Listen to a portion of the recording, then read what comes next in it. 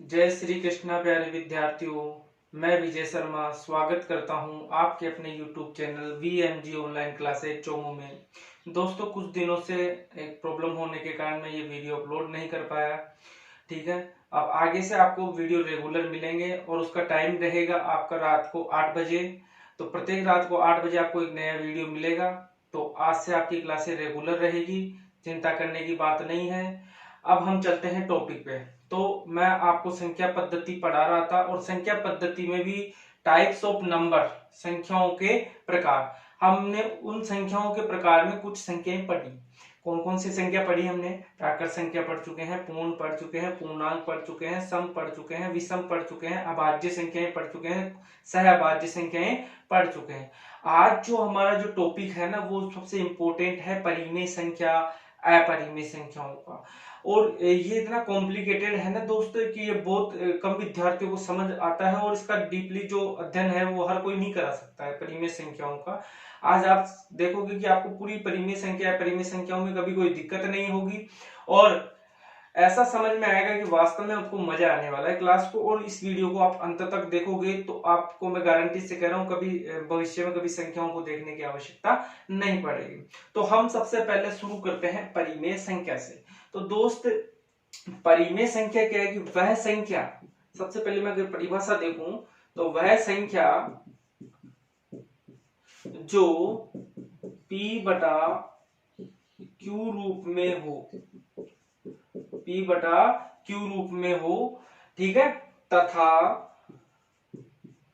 Q 0 के बराबर नहीं हो, तथा Q nought is equal to 0, Q का वैल्यू 0 नहीं हो, तथा एवं P व Q पूर्णांक संख्याएं, पूर्णांक संख्याएं। तो देखो दोस्त, दो चीजें देखनी है यहाँ पे। Q nought is equal to 0 मतलब अंश बटा हर 0 नहीं हो सकता। इसका मैंने आपको दो केस बताया कि किसी भी संख्या में यदि आप 0 का भाग दोगे तो अपरिभाषित रूप बनेगा। बताया था नहीं है सबसे पहले वीडियो में, अपरिभाषित रूप बनेगा। और यदि 0 में आप 0 का भाग दे रहे हो तो वो कौन सा रूप बनेगा? अनिर्धारित रूप बनेगा, अनिर्धारित रूप बनेगा आपका।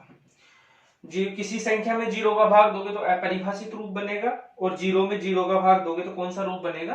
अनिर्धारित। इसीलिए हम 0 Q का वैल्यू क्या नहीं रख सकते? 0। किसी भी कंडीशन में संख्या होगी तो अपरिभाषित रूप बन जाएगा और यदि 0 होगा तो अनिर्धारित रूप बन जाएगा। तो Q 0 नहीं होना सकता, P 0 हो सकता है, P 0 हो सकता है, Q 0 नहीं हो सकता, P 0 हो सकता है। और P बटा Q रूप में देखो, ये P बटा Q रूप में, तो मैं इसको लिख सकता हूं P रेशियो, क्योंकि देखो रैशनल नंबर में जो शुरू का देखो ये है रेशियो, अनुपात। ये दो संख्याओं को यदि हम अनुपात में व्यक्त कर सकें तो वह कौन सी संख्या कहलाएगी? परिमेय संख्या कहलाएगी। दो संख्याओं को यदि मैं रेशियो में व्यक्त कर सका तो कौन सी संख्या कहलाएगी? परिमेय संख्या। तो ये इसकी परिभाषा हो गई, इसको नोट कर लेना आप वीडियो रोक के। अब ये देखते हैं कौन कौन सी संख्याएं परिमेय संख्या होती है। ठीक है, तो सबसे पहले जो मैं बात करूं आपसे कि क्या तो सबसे पहले मैं बात करूं तो सभी प्राकृत संख्याएं क्या होती हैं? परिमेय होती है। प्राकृत संख्या जैसे 1 2 3 बताया था आपको n तक। ये कैसे होती है दोस्त कि अब दो आपको कि दो कैसे प्राकृत P बटा Q रूप में कैसे बनेगी? तो मैं कह सकता हूं कि आप 3 को मैं क्या लिख सकता हूं? 3 बटा 1, तो ये हो गया 3:1। 7 आ गया तो 7 को क्या लिख सकता हूं? 7 बटा 1, 7:1। तो कोई भी प्राकृत संख्या होगी वो कौन सी संख्या में गिनी जाएगी? परिमेय संख्या, क्योंकि मैं नीचे किसका भाग दे सकता हूं? उसमें 1 का भाग, 1 के साथ इसका अनुपात बनाया जा सकता है। दूसरी दोस्त कौन सी संख्या होगी? पूर्ण संख्याएं भी किस में जाती हैं? परिमेय में, क्योंकि इनके नीचे भी मैं किसका भाग दे सकता हूं? 1 का। ध्यान रखना, 0 परिमेय संख्या होती है। यदि यहाँ पे एक पॉइंट लिख लेना कि 0 परिमेय संख्या होती है। कई बार डाउट होता है ना 0 है या नहीं है, तो मैं लिखा दिया 0 परिमेय संख्या होती है। तीसरी प्रकार की दोस्त जो संख्या है, चौथी अपन ने पढ़ी थी यहाँ पे, पूर्णांक संख्या है।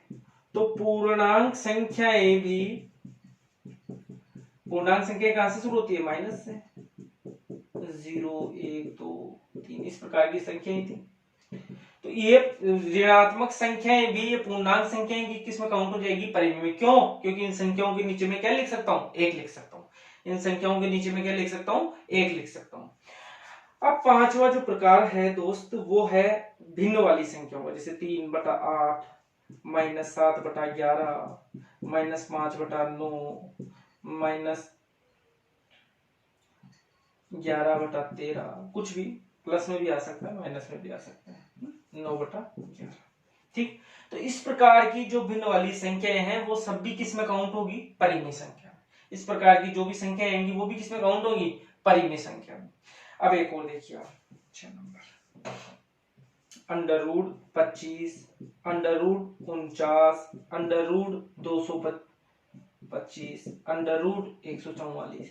तो इस प्रकार की जो भी संख्याएं आएंगी जिनका वर्गमूल आप पूरा पूरा निकाल पा रहे हो तो दोस्त वो भी किस में काउंट हो जाएगी, परिमेय संख्या। देखने बहुत गजब की तरीके से पढ़ा रहा हूं आपको, कभी पता ही, आपको कभी भूलोगे नहीं कि वास्तव में क्या मजा आ रहा है। ठीक है, तो ये वर्गमूल वाली संख्या, इस प्रकार जो संख्याएं आ रही हैं वो भी किसमें काउंट हो जाएगी, क्योंकि जिनका वर्गमूल पूरा पूरा निकल रहा है वो संख्या किसमें काउंट हो जाएंगी, आपकी परिमेय संख्याओं में। आगे देखिए 7 नंबर, देखिए इसको नोट कर लीजिए, वीडियो रोक के 7 नंबर देखिए।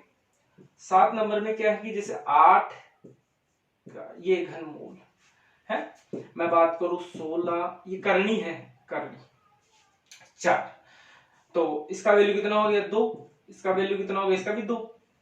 ठीक है, ऐसे कह सकता हूं कि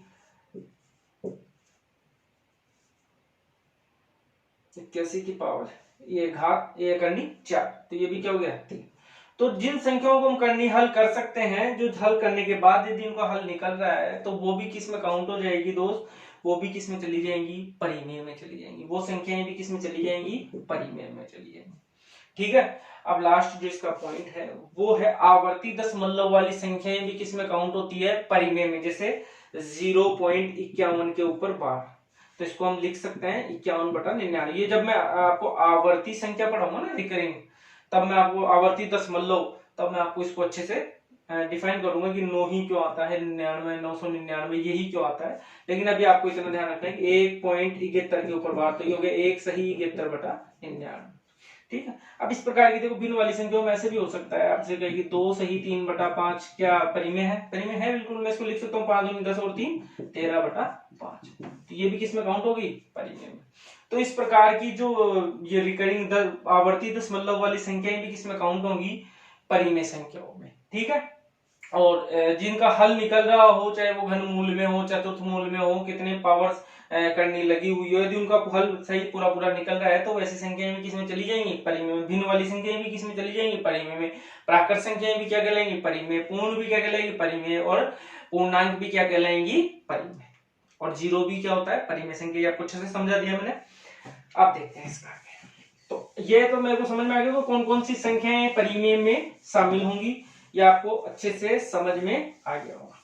अब परिमेय संख्याओं में कुछ और अच्छी अच्छी चीजें पढ़ते हैं पहले। अब आपसे दोस्त क्वेश्चन पूछ लिया कि 3/5 व 4/5 के मध्य 4 परिमेय संख्या ज्ञात करो। 4 परिमेय संख्या ज्ञात करो। 3/5 व 4/5 के मध्य 4 परिमेय संख्या ज्ञात करो। तो दोस्त जब भी ऐसे प्रश्न आए आपको देखना है जितनी परिमेय संख्या आपसे पूछे उससे एक ज्यादा से मल्टीप्लाई करना है। 4 पूछे तो आपको किससे मल्टीप्लाई करना है, 5 से। यदि 6 पूछता तो 7 से, 7 पूछे तो 8 से, 9 10 10 पूछे तो 11 से, 100 पूछे तो 101 से, मतलब एक ज्यादा बढ़ा के आपको मल्टीप्लाई करना है। तो दोनों तरफ में इसको मल्टीप्लाई कर देता हूं किससे, 5 से, ऊपर नीचे। 5 3 15 5 25, 4/5 इंटू 5 हो गए 20 5 25। अब देखिए दोस्त 15 के बाद में क्या आता है, 16/25, 17/25, 18/25 और 19/25। आगे चारों संख्या है तो 4 परिमेय संख्या क्या होगी, 16/25, 17/25, 18/25 और 19/25। तो इस प्रकार आप इन संख्याओं को, परिमेय संख्या को ज्ञात कर सकते हैं। लेकिन कुछ क्या है कि अगर आधार समान नहीं हो तो फिर हमें ऑप्शन से देखना होगा कि दोनों में, जैसे यहाँ 4 आ जाए, यहाँ 5 आ जाए, ठीक है कि नहीं। अब यहाँ पे 15 या आधार, वो जो भी चेंज करना चाहे ऑप्शन से वो कर सकता है। उसके अकॉर्डिंग हमें ऑप्शन से देख के करना पड़ेगा कि इन दोनों के मध्य कौन लाई कर रहा है, वही हमारा आंसर होगा। अब यहाँ एक चीज समझ में नहीं, 4 पूछे तो मैं किससे गुना करता, 5 से। लाख पूछे तो 1 लाख पूछे तो 1 लाख 1 से, 2 लाख पूछे तो 2 लाख 1 से, 10 लाख पूछे तो 10 लाख। तो ये कहानी भैया कभी खत्म नहीं होने वाली। ये कहानी खत्म नहीं हुई तो यहाँ से एक प्रश्न बनेगा, वो प्रश्न बहुत इंपॉर्टेंट है, बहुत सारे एग्जाम्स में पूछा जाता है कि भैया दो परिमेय संख्याओं के मध्य अनंत परिमेय संख्या होती है। लिख लीजिए बहुत मोस्ट लगा के, दो परिमेय संख्याओं के मध्य, दो परिमेय संख्याओं के मध्य अनंत परिमेय संख्या होती है, परिमेय संख्या होती है। ये बहुत इंपॉर्टेंट पॉइंट है। दो परिमेय संख्याओं के मध्य अनंत परिमेय संख्या होती है।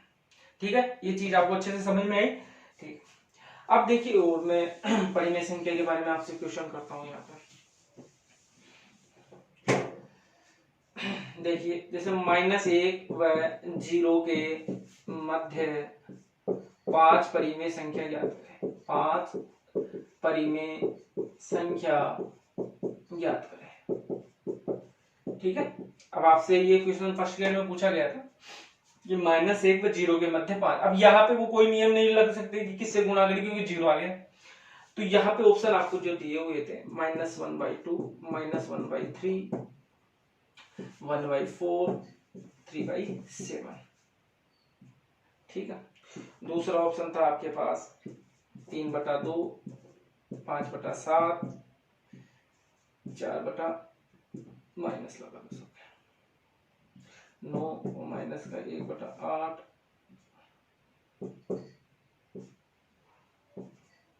ठीक है, और माइनस का 2/9। तीसरा ऑप्शन था आपका -1/2, -1/3, -1/4, -1/5, -1/2। चौथा ऑप्शन था आपका -1/2, -3/8 और -5/7, -2/3 और -1/5। अब आपको ये बताना है इन दोनों के बीच में 5 परिमेय संख्या कौन सी है। तो देखिए हम ऑप्शन से इसको देखते हैं। देखिए ये -1 और 0 के बीच में रहेगा, -1/2, -1 से क्या है बड़ा है और 0 से क्या है छोटा है। तो ये रहेगा -1/3 रहेगा, -1/4 रहेगा, -1/। अब बात आते 3/7 की, ये पॉजिटिव है। 3/7 क्या है, पॉजिटिव है, इसका वैल्यू 0 से ज्यादा हो जाएगा। 0 से या 0.4 आए तो 0.4 किधर चला जाएगा, 0 के आगे, इसके मध्य नहीं होगा -1। तो ये वाला ऑप्शन आपका क्या हो गया, कैंसिल आउट। इसी प्रकार यहाँ पे ये देखेंगे कि 3/2 ये -1.5, ये -1 इधर चला जाएगा। तो ये वाला ऑप्शन भी क्या हो गया, कैंसिल हो गया। ऐसे ऑप्शंस को आपको काटना है एग्जाम में देख के, इस प्रकार के परिमेय संख्या आपसे पूछे तो। और यहाँ पे -1/2 दो बार आ गया, तो ये ऑप्शन वैसे कैंसिल हो गया। ये वाला आपका ऑप्शन सही है बिल्कुल। तो ये वाला आपका आंसर। तो इस प्रकार का जो क्वेश्चन आए परिमेय में, तो आपको ऑप्शन से भी करना पड़ सकता है। वो मैंने आपको सिखा दिया कि कैसे हम ऑप्शन को चेक करेंगे। ठीक है, अब इसी में एक जो प्रश्न आता है वो है तुल्य परिमेय।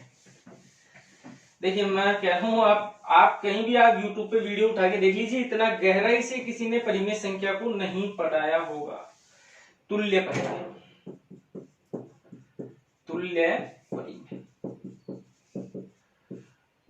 अब आपसे पूछ लिया जाए कि 2/3 का तुल्य परिमेय है, 2/3 का तुल्य परिमेय है। ऑप्शन दे दिया आपसे 4/9, दूसरा ऑप्शन दे दिया आपसे 5/6, तीसरा ऑप्शन दे दिया आपसे 8/12 और चौथा ऑप्शन दे दिया आपसे 6/12।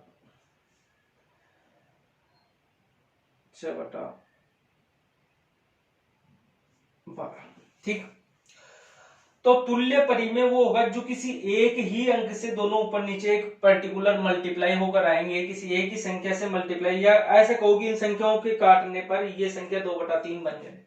यदि मैं इसे काटता हूं तो देखिए ये किसी पर्टिकुलर कटेगा नहीं अब किसी से, तो ये 4/9 ही रहेगा, ये 5/6 ही रहेगा। अब इसको मैं काटू 6 से, 6 1/2, इसको काटू 4 दूनी 8, 4 3 12, तो ये क्या बन गया 2/3। तो 2/3 का तुल्य परिमेय क्या हो गया 8/12। काटने के बाद संख्या वापस वही बन जाए तो वो उसकी क्या होगी तुल्य परिमेय, उसी के समान होगी। जैसे इसकी तुल्य परिमेय क्या क्या हो सकती है 2/3 की, यदि मैं इसको 2 से मल्टीप्लाई करूं तो 4/6, यदि मैं इसको 3 से मल्टीप्लाई करूं तो 6/9, यदि मैं इसको 4 से मल्टीप्लाई करूं तो 4 दूनी 8/12। तो ये सब इसकी क्या होंगी, ये तुल्य परिमेय होगी, सब क्या होगी इसकी तुल्य परिमेय। ठीक है, तो ये आपका परिमेय संख्याओं के बारे में आपको अच्छे से पता चला। अभी मैं और भी आपको परिमेय में बताने वाला हूं, आप धैर्य बना के रखिए। आप परिमेय से पहले एक संख्या पढ़ते हैं, उसका नाम है अपरिमेय संख्या, अपरिमेय। तो यहाँ पे IRO लगा देंगे, इरेशनल नंबर, अपरिमेय संख्या। ये बहुत इंपॉर्टेंट है, बहुत सारे विद्यार्थियों इसका पता नहीं है कि कौन कौन सी संख्याओं को हम इसमें मानेंगे। तो मैं यहाँ एक परिभाषा लिख रहा हूं, यदि किसी संख्या की करणी ऐसी हो जिससे उसका मान पूरा नहीं निकल पा रहा, पूरा नहीं निकल पाने का मतलब है कि दशमलव के बाद चलता ही जा रहा है, रुक नहीं पा रहा है। ठीक है, तो पूरा मान यदि उसका नहीं निकल पा रहा हो तो वो कौन सी संख्या हो जाएगी, अपरिमेय संख्या हो जाएगी, इरेशनल नंबर हो जाएगा। ठीक है, अब इसे मिटा देता हूं मैं एक बार। अब सबसे पहले ये वर्ड है करणी, कि करणी क्या है, ये कोई दूर वाली करनी है या जो कौन सी करनी है, ठीक है नहीं, जो कारीगर काम में लेता है वो वाली करनी तो नहीं है कहीं, वो वाली नहीं होता। एक होता है घात, एक होता है करणी, दोनों में अंतर समझिए। जैसे 2 की पावर 2 है, एक है 2 की पावर 1/2। जैसे मान लीजिए 3 की पावर 3 है, एक होता है 3 की पावर 1/3। 4 की पावर 5 है, एक होता है 4 की पावर 1/5। तो अब इन संख्याओं को सबको आप ओपन कर सकते हो, इसको क्या लिख सकते हो 2 × 2, या आंसर आ गया 4। इसको लिख सकते हो 3 × 3 × 3, आंसर आ गया आपका 27। इसको भी 4 × 5। तो इन सब संख्याओं को हल किया जा सकता है, पावर्स में जितनी भी संख्याएं हैं उनको क्या किया जा सकता है, हल किया जा सकता है। लेकिन अब करणी की बात आ गई कि भैया करणी को कैसे हल करें, करणी को कैसे हल किए, ठीक है नहीं। तो इसको हल करना, इसका पूरा मान निकलना बहुत ही कठिन है। ठीक है, ये तभी होगा जब किसी संख्या की पावर ऐसी बन जाए जिससे ये करनी कैंसिल हो जाए, ये घात, कोई संख्या की ऐसी पावर बन जाए जिससे घात और करनी आपस में क्या हो जाए कैंसिल। जैसे आपको 8 की पावर 1/3, तो क्या ये हल हो सकता है, बिल्कुल हो सकता है, क्योंकि ये जो अंदर जो 8 संख्या है इसको किसी ऐसी संख्या का बेस बनाओ जिसकी घात क्या बन जाए 3। तो मैं इसको लिख सकता हूँ 2 की पावर 3/1/3। अब ये दोनों गुना हो गया, आपस में कैंसिल हो गया, आंसर क्या आ गया। तो लेकिन यदि यही आ जाता कि 8 की पावर 1/5, तो अब आप इसको क्या लिख सकते हैं 2 की पावर 3 ज्यादा से ज्यादा, तो ये वो 2 की पावर 3/5। अब इसको हल नहीं किया जा सकता, तो ये फिर वो वही दशमलव में आगे से आगे संख्याएं कट नहीं रहा है ना, घात और करनी नहीं कटे, तो इसका मतलब है उसको अब हल नहीं किया जा सकता है, और कहीं करेंगे ना तो दशमलव के बाद वो संख्याएं चलती रहेंगी। ठीक है, मतलब हल तो कर सकते हैं लेकिन दशमलव के बाद पूर्ण संख्या नहीं आएगी, रुकेगी नहीं, चलती रहेगी। इसको क्या बोल सकता हूँ √2, इसको क्या बोल सकता हूँ, देखो करनी का चिन्ह ये है। अब ये चिन्ह है जो करनी का है, अगर इस करनी के आगे कुछ भी लिखा हुआ नहीं है तो उसको 2 माना जाता है। जैसे √5, √5 क्या हो गया 5 की पावर 1/2।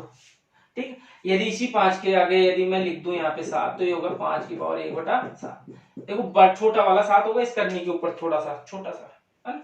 जैसे ये आगे इसको क्या लिख सकता हूँ मैं 4, ये छोटा था, ये करनी 5, तो ये करनी हो गई। तो इस प्रकार की सभी संख्याएं जिनकी करनी को हम हल नहीं कर पा रहे हैं, वो मतलब पूरा हल नहीं कर पा रहे हैं, आगे तक संख्या जा रही है, वो सभी किस में चली जाएंगी, अपरिमेय संख्याओं में चली जाएंगी। सभी किस में चली जाएंगी, अपरिमेय संख्याओं में।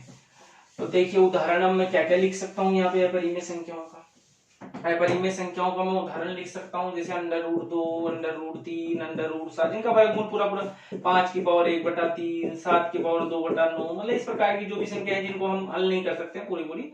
ठीक है नहीं। हाँ, अगर आ जाए आपका कि 16 की पावर 1/4 क्या है, परिमेय है या अपरिमेय, तो एक बार चेक कर लेना क्या इसके घात बन रहा है, तो 2 की पावर 4 1/4, तो ये 2, ये कौन सा संख्या हो गई, परिमेय।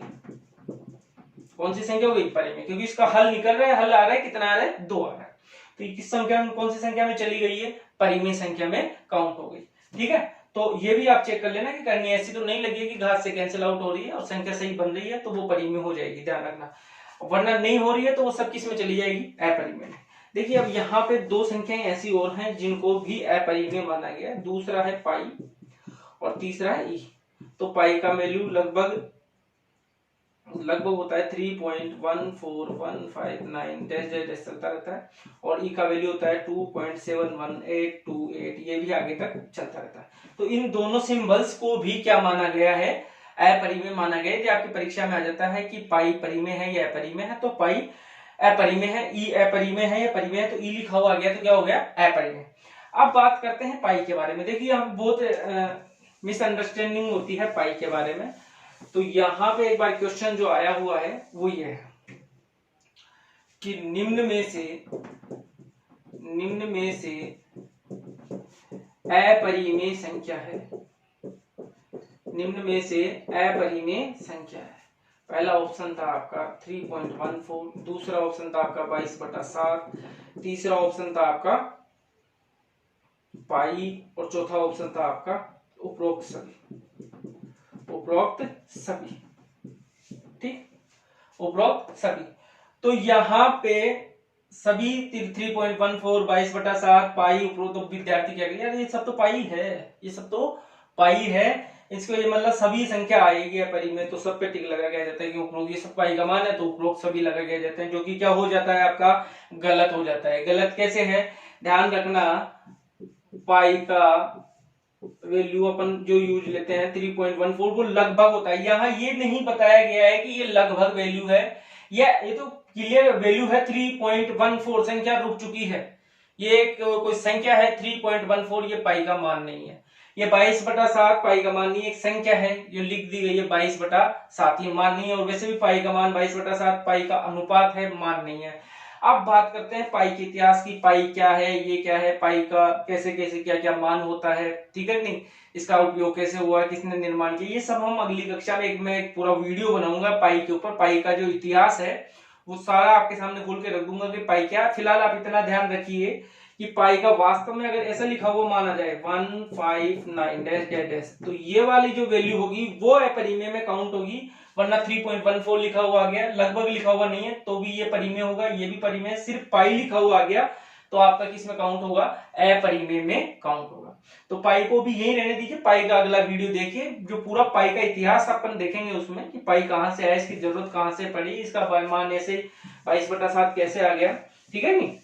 तो पाई के बारे में भी आपको इतना ही ध्यान रखना, अगर वास्तव में पाई का 3.14159 डैश डैश डैश आता है तो वो अपरिमेय में काउंट होगा, वरना 3.14 आ गया, 22/7 आ गया तो वो सब परिमेय होगा, और पाई खुद लिखा हुआ पाई आ गया सिंबल्स में तो वो अपरिमेय होगा, ई सिंबल्स में आ गया तो अपरिमेय होगा, और अप्रोक्सीमेट वाली जितनी भी वैल्यूज हैं वो सब अपरिमेय में काउंट होगी, ठीक है। अब बात करते हैं यहाँ पे दशमलव में कुछ संख्याएं आ गई, तो कैसे बताएंगे कि दशमलव में जो संख्याएं आ गई तो वो कैसे बताएंगे, तो दशमलव दो प्रकार की होती है, तो एक होती है शांत और एक होती है अशांत। अशांत भी दो प्रकार की होती है, एक होती है आवर्ती, एक होती है अनावर्ती, रिकरिंग और नॉन रिकरिंग, ठीक है। शांत दशमलव क्या, जैसे दशमलव के बाद संख्याएं रुक सी गई हो, 0.5, 2.7, 5.85, इस प्रकार की कुछ संख्याएं जो दशमलव के बाद में रुक गई हो वो कौन सी दशमलव कहलाएंगी, शांत। आवर्ती दशमलव क्या है कि 0.666 अनंत बार चल रही हो, 3 डॉट का मतलब है अनंत, इनफाइनाइट, ठीक है नहीं, और 0.252525 किसी एक संख्या की बार बार क्या हो रही हो, आवर्ती हो, इसको बाद में हम आवर्ती दशमलव पढ़ेंगे, इसको 0.6 के ऊपर बार गएंगे, इसका 0.25 के ऊपर बार गएंगे, ये सब आवर्ती दशमलव में। लेकिन इस प्रकार की संख्या यानी जो किसी एक पर्टिकुलर एक ही संख्या चल रही है, अनंत बार चल रही है, कोई एक ही संख्या या एक ही अंक अनंत बार चल रहा है, ठीक है नहीं, तो वो सभी संख्याएं किसमें चली गई दोस्त, आवर्ती दशमलव में। अनावर्ती क्या है कि 0.5 59271 डैश डैश, पता नहीं आगे क्या आने वाला है, लेकिन इनफाइनाइट इसमें और इसमें क्या अंतर है, ये रुक चुकी है, ये अनंत बार चल रही है, ठीक है। जैसे 3.14159 डैश डैश, देखो इस 3 डॉट का मतलब इनफाइनाइट होता है। देखो आज तक आपने देखो कि बहुत सारे लोग लिख देते हैं ये अनंत, अनंत का वास्तव में चिन्ह देखे ना तो 1 2 3 डॉट का मतलब ही क्या है कि ये इनफाइनाइट वाला अनंत बार चल रही है। तो अब ध्यान देखना दोस्तों, ये दो प्रकार की जो दशमलव है ना, जो शांत और आवर्ती, शांत और आवर्ती यदि आपको दिख जाए एग्जाम में तो ये कौन सी संख्या में काउंट होंगी, परिमेय में। और यदि आपको अनावर्ती संख्या दिख जाए, अनावर्ती संख्या दिख जाए तो किस में काउंट होगी, अपरिमेय। किस में काउंट होंगी ये, अपरिमेय, ठीक है। शांत और आवर्ती दिख जाए तो किसमें, परिमेय में, और अनावर्ती दिख जाए तो अपरिमेय में काउंट होंगी, ठीक। तो अच्छे से समझ में आ गया आपको दशमलव। आप देखिए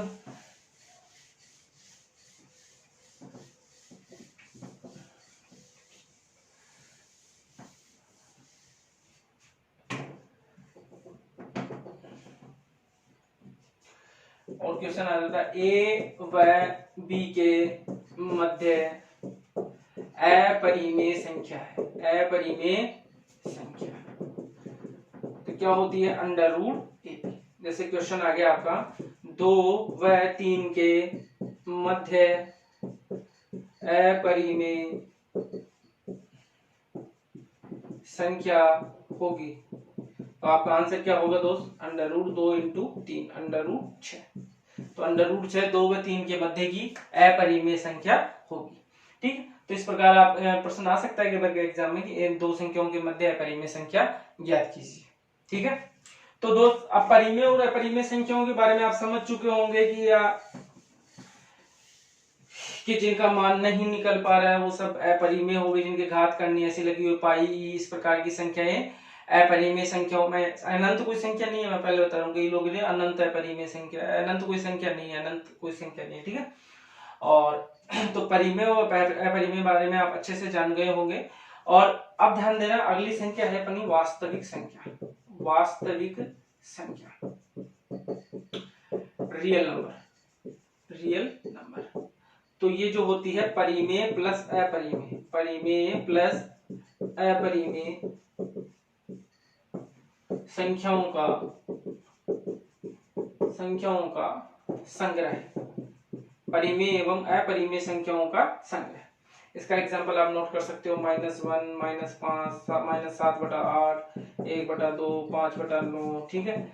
0.5, 0.78, 0.8 के ऊपर बार, पाई, ई, 5 की power 2/3, under root 16, under root 25, under root 7, ठीक है नहीं। मतलब परिमेय अपरिमेय दुनिया भर की जितनी भी सब संख्या है वो सब किस में काउंट हो जाएंगी, आपकी वास्तविक संख्या में काउंट हो जाएंगी, रियल नंबर में काउंट हो जाएंगी, परिमेय एवं अपरिमेय संख्या, ठीक है। तो ये भी समझ में आ गया होगा आपको वास्तविक संख्या। अब बात करते हैं काल्पनिक संख्याओं की। देखिए आज संख्याओं कंप्लीट हो जाएगी अपनी, ठीक है, पूरा अच्छे से। अगर आप वापस वीडियो देखेंगे सब रिवीजन हो जाएगा आपका। काल्पनिक संख्या, इमेजिनरी नंबर, काल्पनिक संख्या। तो देखिए काल्पनिक संख्या किसे कहेंगे, यदि किसी संख्या का वर्ग करने के बाद भी संख्या ऋणात्मक रहे। मेरी बात को अच्छे से सुनना आपने, मैंने क्या कहा, यदि किसी संख्या का वर्ग करने के बाद भी संख्या ऋणात्मक रहे तो वह संख्या क्या कहलाएगी, काल्पनिक। देखिए मैं कुछ संख्याओं के बारे में यहाँ बात कर रहा हूँ कि भैया मैं 5 का वर्ग करूंगा तो ये हो जाएगा 25, ठीक है। मैं -5 का वर्ग करूंगा तो ये भी फिर भी हो जाएगा क्या, 25, ठीक है। और मैं अंडर रूट 5 का वर्ग करूंगा तो भी ये क्या हो जाएगा 5। मैं माइनस अंडर रूट 5 का वर्ग करूंगा तो ये भी क्या हो जाएगा -5, सॉरी ये भी क्या होगा, माइनस का वर्ग करेंगे प्लस हो जाएगा, ये भी 5।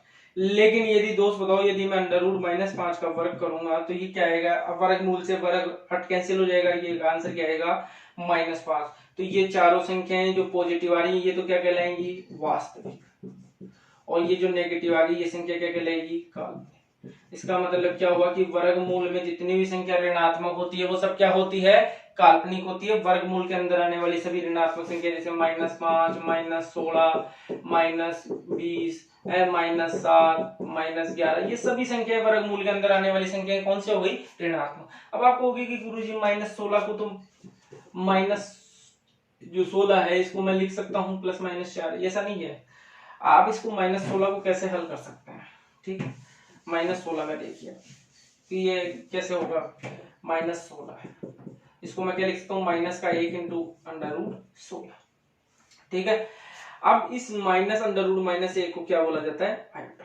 ये इसको बाद में लिख देता हूं मैं ऐसे, √16 इंटू √-1। तो √16 तो हो गया +-4। अब इस √-1 को क्या बोलाता है? आयोटा। क्या बोलते हैं इसको? आयोटा। ये 11th क्लास में चलता है, 10th क्लास के बाद आयोटा। ये है इमेजिनरी नंबर आयोटा। तो 4 आयोटा लिखेंगे। √-16 की वैल्यू क्या हो गई? 4 आयोटा। ध्यान रखना, तो ये काल्पनिक संख्या है, वास्तविक संख्या नहीं है। तो वर्गमूल में आने वाली सभी संख्याएं क्या होंगी? काल्पनिक संख्या होगी। समझ में आया अच्छे से आपको? ठीक, ध्यान देना। लेकिन अभी जैसे मान लो आपको कहे कि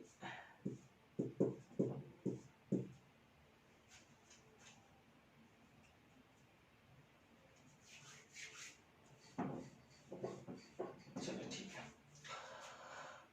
अब बात करता हूं मैं दो संख्याओं की ओर। एक है पूर्ण वर्ग संख्या, पूर्ण वर्ग संख्या, परफेक्ट स्क्वायर नंबर। तो ये तो ऐसी संख्या जिनका वर्गमूल हम पूरा पूरा ज्ञात कर सके वो पूर्ण वर्ग संख्या होती है। जैसे 25 है, 144 है, ठीक है, और 400 है, 36 है। इस प्रकार की सभी संख्याएं क्या हो गई? अपनी पूर्ण वर्ग संख्या जिनका हम वर्गमूल पूरा पूरा ज्ञात कर सकते हैं। एक आगे एक संख्या है जो बड़ी कंफ्यूज करती है कि इस पे भी क्वेश्चन एसएससी वगैरह में पूछ लिया जाता है कि जो संख्या है वो है पूर्ण संख्या। वो वाली पूर्ण संख्या नहीं है, बस ये इंग्लिश में थोड़ा ध्यान रखना है। इसका number perfect number, perfect number, perfect number. तो परफेक्ट नंबर की परिभाषा लिखिए, यदि दी गई संख्या के गुणन खंडों का योग, अब इस गुणनखंडों के योग में किसे शामिल नहीं करना है? उस संख्या को छोड़, उस संख्या को छोड़कर। यदि दी गई संख्या के गुणनखंडों का योग उस संख्या को छोड़कर वही संख्या आ जाए, वही संख्या आ जाए तो वह पूर्ण संख्या कहलाती है। पूर्ण संख्या कहलाती है। तो वह कौन सी संख्या कहलाती है? पूर्ण संख्या कहलाती है। अब इसका एग्जांपल दीजिए। यार ये थ्योरी तो समझ में नहीं है, एग्जांपल से इसको समझते हैं। जैसे मान लीजिए 6 है, 6 में किस किस का भाग जाना है? 1 का, 2 का, 3 का, 6 का। यही गुणनखंड है इसके। अब इस 6 को छोड़ दो, जो संख्या है उसको छोड़ दो, अब बाकी इनका टोटल करो। 3 2 5 1 6। तो 6 क्या हो गई? एक पूर्ण वर्ग संख्या हो गई। इसी प्रकार यदि मैं 8 को देखता हूं, 1 का, 2 का, 4 का और 8 का, तो 4 2 6 1 7 ही होता है, 8 नहीं होता है। तो ये पूर्ण वर्ग संख्या नहीं है। यदि दी गई संख्या के गुणनखंडों का योग उस संख्या को छोड़कर यदि बाकी गुणनखंडों का योग उस संख्या के बराबर आ जाए तो वह संख्या क्या कहलाएगी? पूर्ण वर्ग संख्या। तो सबसे छोटी पूर्ण वर्ग पूर्ण संख्या पूर्ण संख्या कौन सी होगी? 6 होगी। अब इसका एक एग्जांपल और बताता हूं, फिर ये संख्या आपकी कंप्लीट होगी। एक एग्जांपल है आपका 28। अभी देखते हैं 1 का, 2 का, 4 का, 7 का, 14 का और 28 का। तो इसको तो रहने दो 28 को, तो 14 7 21 और 4 25 और 3 28। तो ये भी 28 भी क्या है? पूर्ण संख्या। तो पूर्ण संख्या समझ में आ गई। यदि दी गई संख्या के गुणनखंडों का योग उस संख्या को छोड़कर उसी संख्या के बराबर आ जाए तो वह संख्या कौन सी संख्या कहलाएगी? पूर्ण संख्या। तो दोस्तों हमने बहुत सारी संख्याएं अभी, अब आपको कोई प्रॉब्लम नहीं होनी चाहिए। प्राकृत संख्या पढ़ी है, पूर्ण पढ़ी है, पूर्णांक पढ़ी है, सम है, विषम है, अभाज्य है, परिमेय है, अपरिमेय है, वास्तविक है, काल्पनिक है, सहभाज्य है, ठीक है कि नहीं, और पूर्ण वर्ग संख्या है, पूर्ण संख्या है। तो बहुत सारी संख्याओं के बारे में हमने अच्छे से जान लिया है और अब मेरे अनुसार आपको दिक्कत नहीं होनी चाहिए। फिर भी मैं आपको एक तरीका बता देता हूँ। एक तरीका क्या बताता हूं मैं यहाँ पे आपको।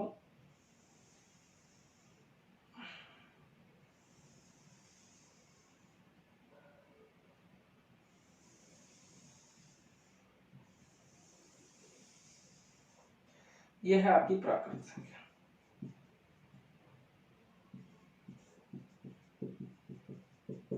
एक, दो, तीन, चार। और यदि इसमें शामिल हो जाए जीरो तो ये हो जाएगी पूर्ण। यदि शामिल हो जाए ऋणात्मक संख्या तो कौन सी संख्या हो जाएगी? पूर्णांक। यदि शामिल हो जाए -2/3, भिन्न वाली -1/2, 1/5, इस प्रकार की संख्याएं हैं, ठीक है, तो ये कौन सी संख्या हो जाएगी? परिमेय। ठीक, फिर एक और गोला बना देता हूं यहाँ पे। ये जो सारी संख्याएं शामिल हो जाए, जो भी है, इन सारी संख्याएं प्राकृत, ये परिमेय प्लस अपरिमेय, ये हो गई आपकी वास्तविक। अब देखिए प्रश्न बनने का मैं आपको एक तरीका बता देता हूं, यहाँ पे कभी आपको कंफ्यूज नहीं होगा कि आप यदि आपसे नीचे से ऊपर की ओर पूछा जाए, समझना मेरी बात को, नीचे से ऊपर, क्या सभी प्राकृत संख्याएं पूर्ण संख्या हैं? क्या सभी प्राकृत संख्या पूर्ण संख्या हो सकती है क्या? सभी प्राकृत संख्या देख रहे हो आप, इतना पूर्ण संख्या, तो ये वाला भाग इसका 0 बच गया। तो सभी प्राकृत संख्या पूर्ण संख्या है क्या? नहीं। सभी पूर्ण संख्या पूर्णांक है क्या? नहीं। सभी पूर्णांक संख्या परिमेय संख्या है क्या? नहीं। सभी पूर्ण संख्या बात। तो नीचे से यदि आपको ऊपर की तरफ स्टेटमेंट पूछे, प्राकृत से पूर्ण, पूर्णांक, परिमेय, वास्तविक का लिंक पूछे, पूर्ण से पूर्णांक, परिमेय, वास्तविक का लिंक पूछे, पूर्णांक, क्या सभी पूर्णांक परिमेय है क्या? क्या सभी परिमेय वास्तविक है क्या? तो इस प्रकार नीचे से यदि आपको ऊपर की तरफ पूछा जा रहा है तो आपका आंसर हमेशा नो में होगा। क्या सभी प्राकृत संख्या पूर्ण है? नहीं नहीं नहीं भैया, नहीं है। सभी प्राकृत परिमेय नहीं है, बिल्कुल नहीं है। नीचे से ऊपर पूछ रहा है पूर्ण, क्या सभी पूर्ण संख्या? नहीं है भैया, नहीं है। अब उल्टा तीर बना दो। अब ऊपर से नीचे की ओर आपसे पूछे, क्या सभी वास्तविक संख्या परिमेय है क्या? है। क्या सभी परिमेय पूर्णांक है क्या? है। सॉरी, ये वाला आंसर यस में होगा। ये वाला आंसर किस में होगा? यस में। और ये वाला आंसर नो में होगा। कि सभी प्राकृत संख्याएं पूर्ण है क्या? हाँ, सभी प्राकृत संख्याएं पूर्ण है। और सभी पूर्णांक, पूर्ण संख्या क्या है? पूर्णांक है। सभी पूर्णांक संख्या किसमें काउंट होंगी? परिमेय में। सभी परिमेय किसमें चले जाएंगे? वास्तविक में। तो नीचे से ऊपर की ओर जाओगे तो यस, और ऊपर से नीचे की तरफ आओगे तो नो। क्या सभी वास्तविक संख्या परिमेय के उत्तर? भैया वास्तविक में तो परिमेय भी आ गई, तो सभी वास्तविक संख्या परिमेय नहीं हो सकती। सभी परिमेय पूर्णांक है क्या? अरे पूर्णांक तो गिनी जा सकने वाली है, लेकिन या तो 1/2, 1/5 इस प्रकार की संख्या आ जाती है तो गिन नहीं सकते। तो सभी परिमेय पूर्णांक नहीं हो सकती, सभी पूर्णांक पूर्ण नहीं हो सकती, सभी पूर्ण प्राकृत नहीं हो सकती। तो ऊपर से नीचे की तरफ यदि कोई स्टेटमेंट आपसे पूछा जाता है तो आंसर उसका क्या होगा? नो। और नीचे से ऊपर की ओर पूछा जाता है तो क्या होगा? यस। तो इस प्रकार आज हमने सभी संख्याओं को संपूर्ण कंप्लीट किया है। आगे वाले जो वीडियो होगा उसमें हम देखेंगे पाई का इतिहास, पाई क्या है, कैसे बना, उसका निर्माण कैसे हुआ, सब चीजें पाई के बारे में हम अच्छे से पढ़ेंगे। तो नेक्स्ट वीडियो भी आप देखिएगा। और ये नेक्स्ट वीडियो कल रात 8 बजे अपलोड हो जाएगा पाई वाला, और ये वीडियो भी अपलोड होने वाला है। ठीक है, ठीक है दोस्तों, जय हिंद, जय भारत। मिलते हैं नेक्स्ट वीडियो में पाई के इतिहास के साथ। तो पाई का इतिहास देखिए नेक्स्ट वीडियो में। ठीक है, मिलते हैं नेक्स्ट वीडियो में। जय हिंद, जय भारत।